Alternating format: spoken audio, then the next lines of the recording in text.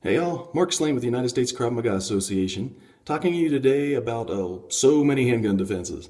You know, online and in books, DVDs, there are tons of handgun defenses. I think every martial art probably has some. Every self-defense system certainly has some. Some of them are pretty good. You know, I can look at them and say there's merit to that. And then a lot of them are just horrible. I think in this blog, I want to let you know the one we teach, why we teach it, and then what we are looking at when we look at other handgun defenses. The one we teach is a cupping defense. Basically, we redirect, wrap the hammer with the second hand, step, kick to the groin, rip it into our body to take it away, strike them with the barrel of that weapon, and back off. Things we like about that are, you know, when we go to teach a police department, you know, we got about an hour and a half, 2 hours to teach a handgun disarm seminar. A lot of them that have a punch, you know, I think one of the most popular ones in Krav Maga circles is we pin the weapon to their hip and we punch them with the right hand. If I've got to go teach, you know, hour and a half, 2 hours to law enforcement or to anybody else, I might have to spend an hour showing them how to punch. A punch just isn't a natural thing that has any oomph on it whatsoever. You know, I especially think of a small female officer. I have no faith that she can take that handgun and pin it against a gorilla's waist and have a punch that does anything to him. I'd much rather see her put two hands on that weapon so that it's pointed somewhere else and kick this guy in the groin.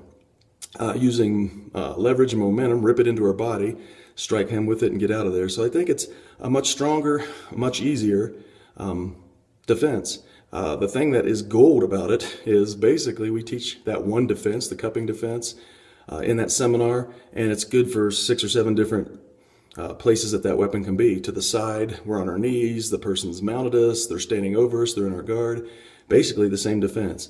And that's gold. Law enforcement, especially, and even us, we don't have tons of time to practice these things. You know, if I had 7 different ones, it would take 7 times the training time, 7 times the practice.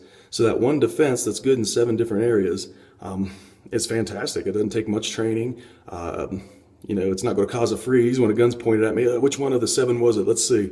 It just comes out of us because there's one defense, works in a whole bunch of different areas. And again, that's fantastic to us. So the things that I look for when I see videos of other weapons defenses are, you know, if they've got completely different from the front, from the side, from I'm on my knees, but it's in the front. It's a little bit further away. It's a little bit closer. If there's different defenses for all that, that's only going to work for somebody who's put a lot of hours into it, a lot of reps, a lot of scenarios, not knowing where the gun's coming from, and it just flows. Most of the people we teach don't have a lot of time. They're not going to put a lot of reps into it. So again, we don't like something that's completely different with every little change of the weapon, angles, side of the body, all that sort of thing. One thing I dismiss offhand is I've seen many handgun from the front that go straight up. Nah, to me that's a sin. We don't cross the brain bucket. That gun's going off. You know, the scumbag, he's scared, he's got his finger on the trigger, he's ready to pull it anyhow. This was either Santa Monica or Los Angeles, probably 20 years ago. An officer got called to an old lady's house. She said, "Oh, there's somebody in my house." He gets there and finds the door open, so he goes in, he turns the corner, and there's the old lady standing there, and boom, pulls the trigger. He got this out of him, and it shot through all of his teeth. Yeah, that would suck, but that's all it did. If the one that came out of him would have been to go up, he'd be a dead man. We just do not cross the brain bucket. That's, to me, common sense, but man, I see a lot of them that go straight up over the head. Oh, the next thing that we're looking for is, again, the simplicity. If it's got a whole lot of moving parts, a whole lot of different things to do with it, that's just kind of crazy to us. Under the stress, under I'm scared to death, I'm going lizard brain, I've got an adrenaline dump, I just need some gross body motions and some simple things to do. Basically, you know, our handgun technique, we don't care if it's done wrong as long as it follows the philosophy. You know, when we put these under drills, under stress, under exhaustion, people do, you know, weird things that we didn't teach in that defense, but as long as you point it somewhere else to where when it goes boom, it doesn't hit you, you whoop on the guy with the gun for a while, and you end up with a handgun. I'm happy. That's the philosophy. I don't tell people in my class that, oh, you did that wrong. It's not wrong if it worked. Wrong would be the barrel crossing your body a few times and that sort of thing. One big thing we see is a lot of handgun defenses, they just go and kind of wrench it out of their hands, you know, like the Jackie Chan stuff. And again, that may work for someone that's put a heck of a lot of reps into it, but it's not the gun necessarily that's going to kill you. It's the guy pulling the trigger on the gun that's going to kill you. We need to take care of the person with the weapon. Not just grab the weapon out of his hand. That doesn't reset his OODA loop, his OODA loop. He's got to observe, orient, decide, act. If I'm just taking it and wrenching it out of his hand, he's observed, he's oriented, he's decided he's going to fight for that weapon, and he's in the action.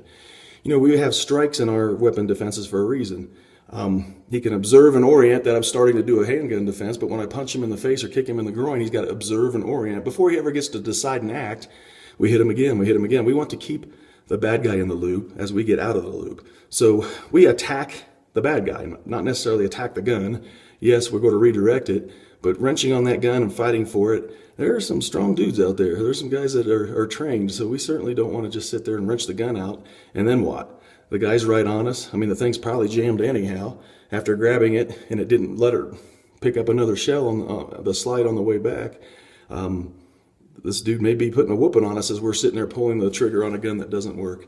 So we believe in attacking the bad guy. That's the worry. That's what needs neutralized. Even if I take the gun away from him, what? He's got another gun. He's got a knife. He starts swinging at me. I didn't neutralize the attacker. I just got the handgun from him. So we absolutely believe in those groin kicks, punch into the throat. We are taking this guy out so that when we do have the weapon, he's not really attacking us anymore. He's got nothing else left if he's unconscious. He's pretty much done with it.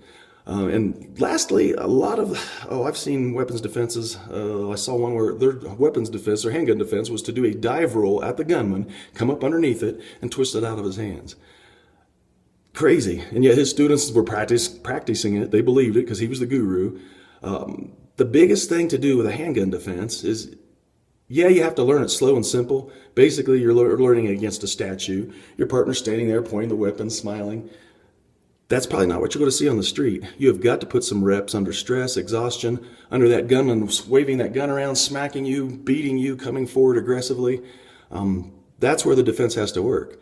Because again, the scumbag's probably not standing there like a statue smiling at you with his arm frozen in one place, which pretty much any handgun defense is going to work there. What we really need to do is put this under a realistic attack. Somebody being belligerent, shoving us, trying to back us into a room or whatever they're doing. But again, if it doesn't work under a realistic attack, what in the world are we learning it for? It's just some crazy stuff. Again, with your partner in a gym, standing there smiling at you, holding the handgun still, yeah, about any of them work. My thought is we also have to put, some simnition, some airsoft, feel the sting when we fail. I don't know, just the one I just talked about, the forward roll at the gun, coming up from underneath it. If they would just do that with some simnitions or some airsoft, I think they'd feel themselves getting shot several times, and they'd say, oh yeah, that's a bad defense, we need to do something else. So again, we're looking for, it has to be easy, it has to attack the gunman and not necessarily just try and wrench the gun out of his hand, can't cross the brain bucket, and has to be used and practiced against a realistic attacker, someone who's not just standing there. Mark Slane, United States Krav Maga Association.